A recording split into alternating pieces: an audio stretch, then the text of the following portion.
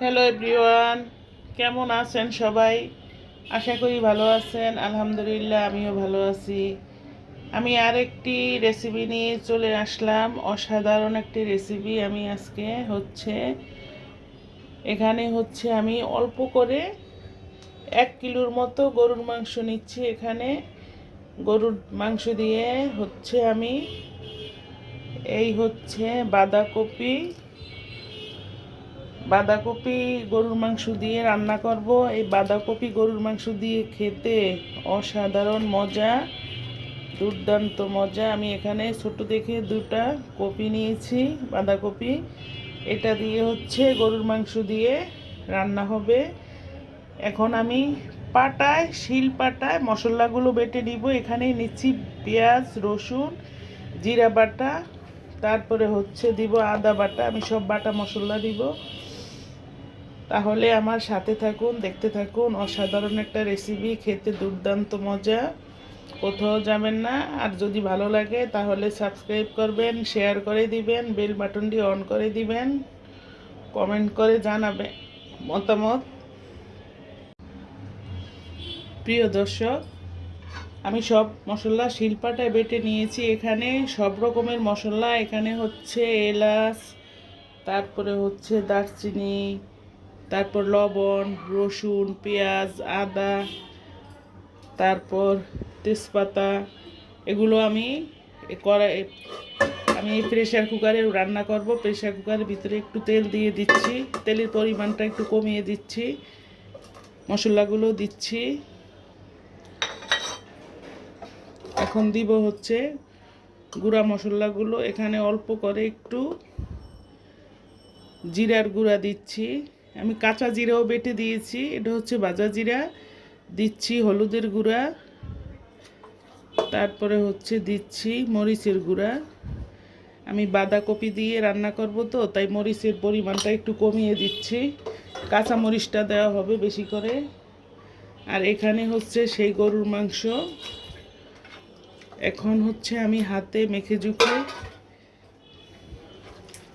এইভাবে হাতে মেখে ঝুঁকে নিচ্ছি। কিছুক্ষণ আমি মেখে ঝুঁকে রেখে দিব মশলাটা ভিতরে ঢোকার জন্য। বাঁধাকপি দিয়ে গরুর মাংস ভুনা, একেবারেই বুনা বুনা করে নিব। খেতে দুর্দান্ত মজা, অসাধারণ একটা রান্না রেসিপি।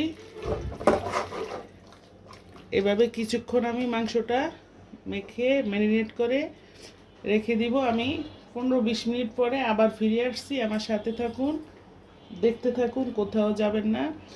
রেসিপিটি মিস করবেন না, অবশ্যই দেখে নেবেন প্লিজ।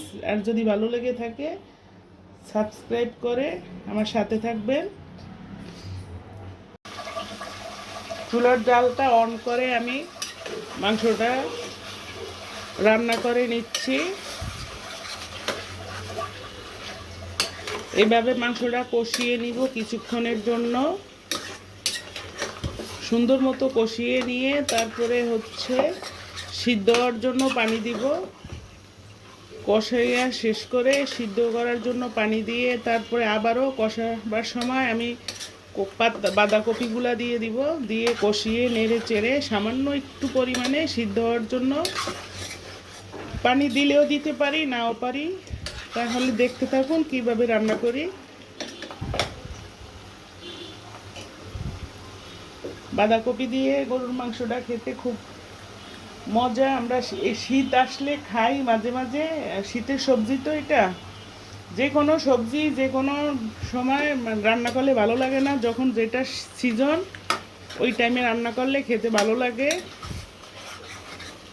সিজনালি সবজি সিজনের সময় খেতে মজা, সিজন ছাড়া ভালো লাগে না। তাই সিজন আসলে আর কি আমরা এইভাবে বাঁধাকপি দিয়ে মাঝে মাঝে গরুর মাংস দিয়ে রান্না করে নেই, খেতে ভালো লাগে তাই রান্না করে খাই। সাথে থাকুন, দেখতে থাকুন।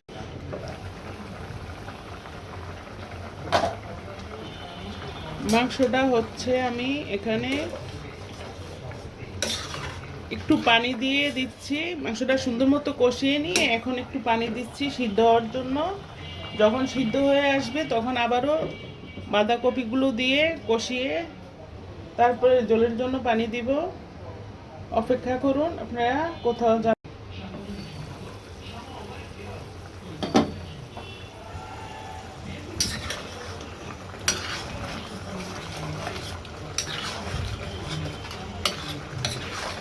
মাংসটা সম্পূর্ণভাবে আমার কষানো হয়ে গিয়েছে। আমি এই পর্যায়ে এসে হচ্ছে বাঁধাকপিগুলো দিয়ে দিব। কপিটা দিয়ে আমি আবারও কষিয়ে নিব।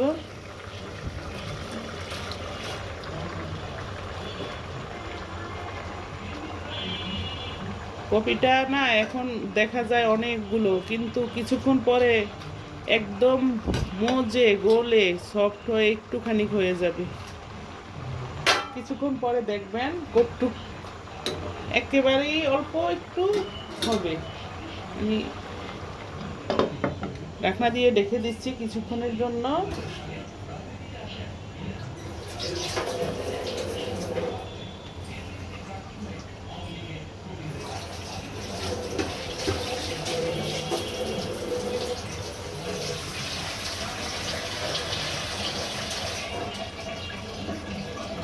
আমি একটু নেড়ে চেড়ে দিচ্ছি।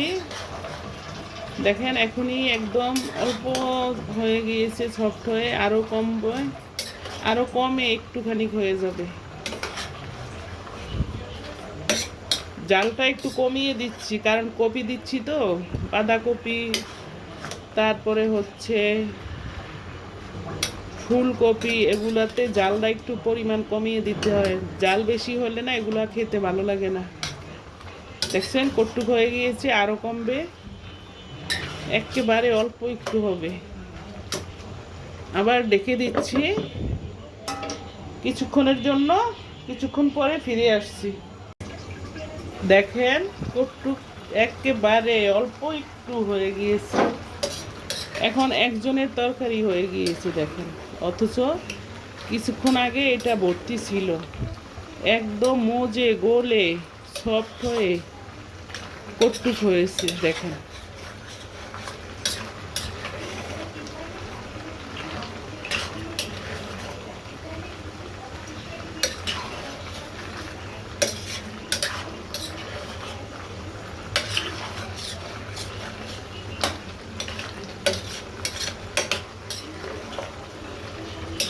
এইভাবে কষিয়ে নিয়ে আমার কষানো হয়ে গিয়েছে। আমি অল্প করে একটু পানি দিয়ে দিব, অল্প, একেবারে অল্প এটুক পানি। আমার সবজিটা এবং মাংসটা বাকি সিদ্ধ হয়ে যাবে। যেটুক আর একটু সিদ্ধ হওয়ার দরকার ওটুক সিদ্ধ হয়ে যাবে। এই পানিটুকুই যথেষ্ট, আর একটু পানিও দেওয়া লাগবে না।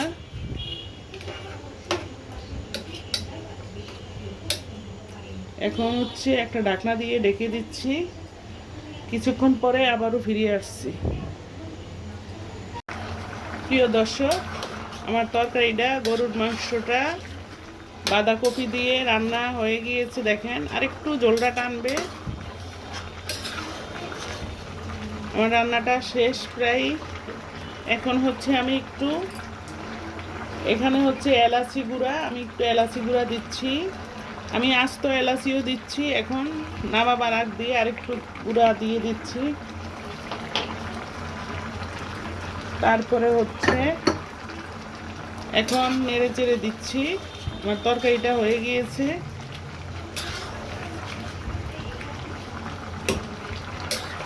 গরুর মাংস দিয়ে বাঁধাকপির রান্না, ঘন্ট বলতে পারেন, বাঁধাকপির ঘন্ট গরুর মাংস দিয়ে। অসাধারণ রান্না, সুন্দর একটা ফ্লেভার বের হচ্ছে, দারুণ একটা খুশবু বের হচ্ছে। এখন হচ্ছে চুলাটা বন্ধ করে দিব। ঢাকনা দিয়ে ঢেকে চুলাটা বন্ধ করে দিব।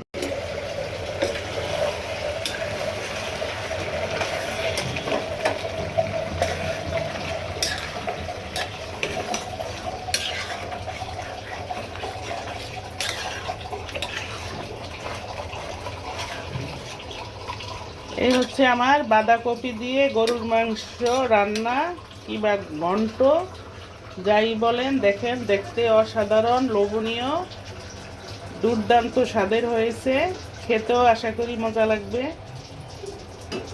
সুন্দর একটা খুশবু বের হচ্ছে, দেখেন কালারটা জাস্ট ওয়াও, দারুণ হয়েছে তাই না?